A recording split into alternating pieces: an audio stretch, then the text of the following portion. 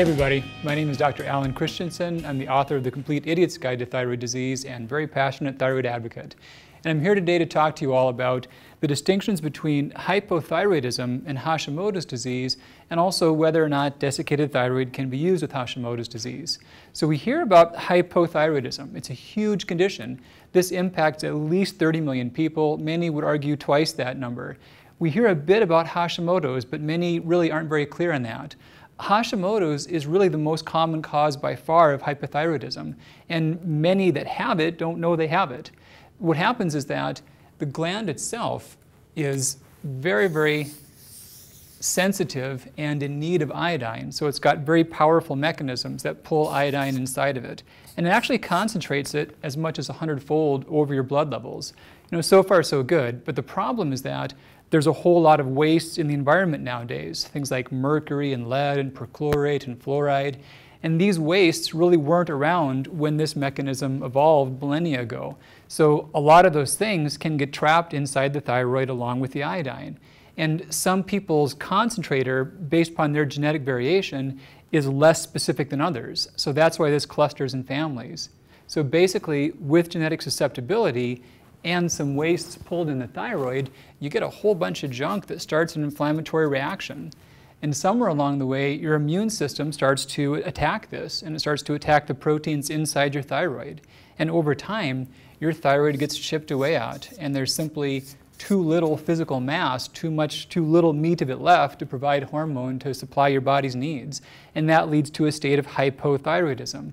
And there are other ways that hypothyroidism can play out, but in the modern world, in the industrialized world with iodized salt, this is the most common single way that it happens.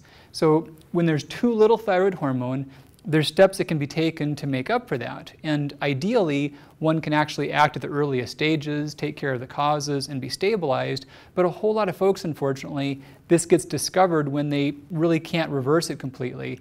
And they need to rely upon thyroid hormone from outside of their bodies to complement the lack that they have to get enough to function right. And there's different types that are out. The most common types that are used still are only one type of hormone called T4. And we expect the T4 to convert and make the more potent active hormones, the T3 and the T2, but unfortunately this doesn't happen for all people. This step works well probably about 60% of the time. This step works well probably about 10% of the time.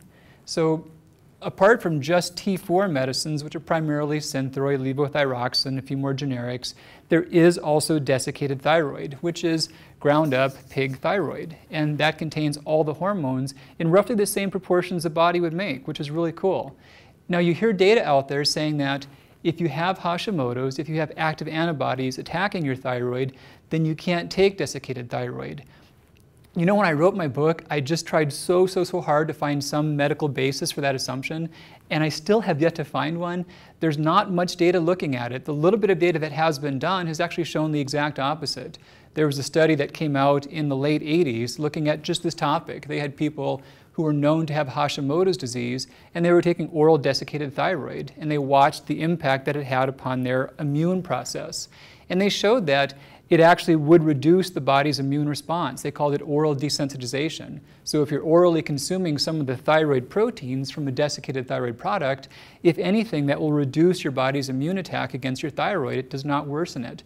And the other thing I always think when someone says those with Hashimoto's wouldn't take desiccated thyroid or shouldn't, I always think, well, who else would? Because that's the vast majority of folks that are hypothyroid. So of course they can do very well on that. And the majority do notice a big improvement in their symptoms. So yeah, don't let the fact that you have Hashimoto's make you think you shouldn't take desiccated thyroid. If anything, probably the opposite. So thanks so much for your attention. And again, this is Dr. Alan Christianson.